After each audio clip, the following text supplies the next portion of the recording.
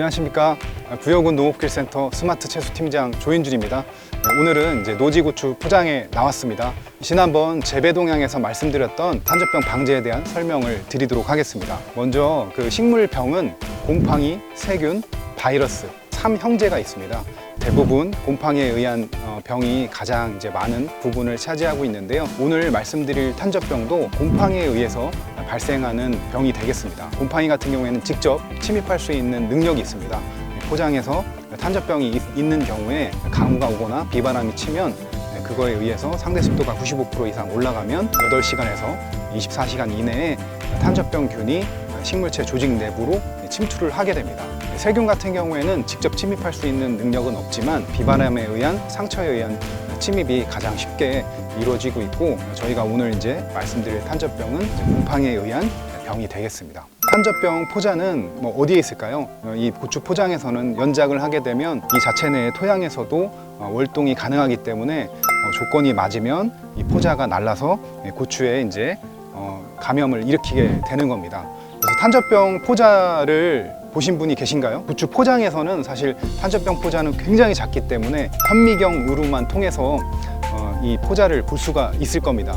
그래서 여기 고추의 포장에는 항상 탄저병이 있을 걸로 저희가 생각을 하고 비가 오기 전에 미리 이제 예방적인 방제를 하셔야 됩니다. 저희가 겨울에 고추를 그대로 뽑지 않고 방치를 한 포장에서 저희가 고추를 채집을 해서 병을 분리를 해봤을 때 겨울철에 극한의 온도에서도 포자가 살아남기 때문에 분리동정을 해봤을 때 거의 90% 이상이 탄저병이 다시 이렇게 나오는 걸 저희가 볼 수가 있었습니다. 포장에서도 그런 식물체 자체를 월동을 시키지 마시고 그대로 다 뽑아서 제거를 하시는 게 가장 좋은 예방 방법이 되겠습니다. 살균제 같은 경우에는 보호용 살균제와 치료용 살균제를 나눌 수가 있겠습니다. 살균제는 병 뚜껑이나 봉지 색깔이 분홍색으로 되어 있습니다. 이거는 농업인 분들도 다 알고 계신 사실인데, 사실 그 안에 보면 살균제라고 써 있는데 밑에 가에서부터 타까지 그룹별로 이렇게 분리가 돼 있습니다. 그래서 저희가 이 탄저병을 기준으로 해서 설명을 드리면 탄저병 포자가 발화를 해서 부착기를 형성하는 데까지 또 코팅의 효과를 일으키는 게 이제 보호용 살균제가 되겠고요. 그 이후에 부착기 형성해서 뚫고 들어가면 그 다음부터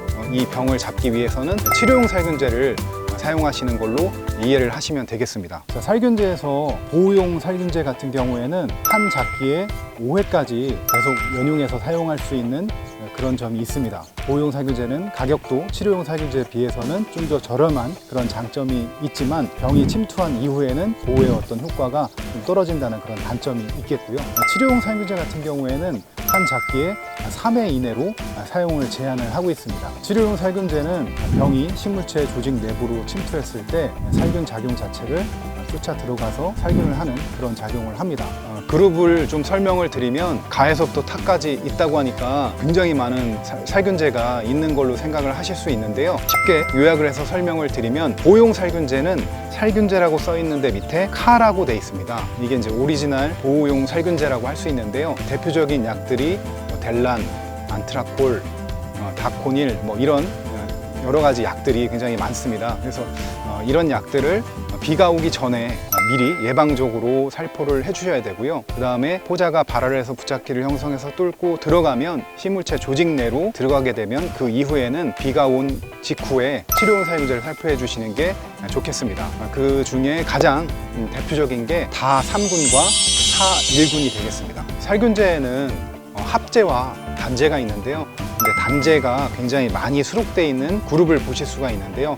그 대표적인 그룹이 다3군과 사1군과 카군이 되겠습니다. 그래서 탄저병에는 대표적인 보호용 살균제가 카군과 다5군이 있고요. 대표적인 또 치료용 살균제는 다3군과 사1군이 있습니다. 다음은 탄저병 약제 처리 요령 예시에 대해서 설명을 드리도록 하겠습니다. 저희가 이제 5월 5일쯤에 고추 정식을 다 하셨을 텐데요. 5월 5일에 정식을 하셨다고 하면 보통 지금 이 정도는 이제 일주일 정도가 지난 상태가 되겠죠.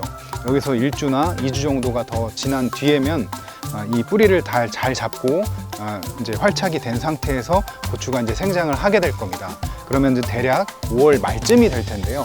이 5월 말에서부터 다음 장마가 오기 전까지를 그 중간 사이에 비가 오겠으나 저희가 보통은 장마철이라고 하는 그 장마기가 오려면 6월 말쯤 될 겁니다. 일찍 오면 사실 6월 중순이 될 수도 있고 6월 말, 7월 초가 될 수 있는데 그때쯤 온다고 하면 방제할 수 있는 시기가 5월 말에서부터 한 달 정도가 미리 예방적으로 방제를 할 수 있는 시기가 도래를 할 겁니다. 그 시기에 보호용 살균제를 뭐 일주일에 한 달이니까 일주일에 한 번씩 방제를 하게 되면 4번을 방제를 하는 거고요. 열흘에 한 번씩 방제를 하게 되면 3번이 되고 그 다음에 보름에 한 번씩 방제를 하게 되면 2번이 될 겁니다. 그래서 최소 2번에서 4번 정도까지는 이 탄저병을 방지하기 위해서 미리 예방적으로 보호용 살균제를 써주시기를 권장을 해드리고요.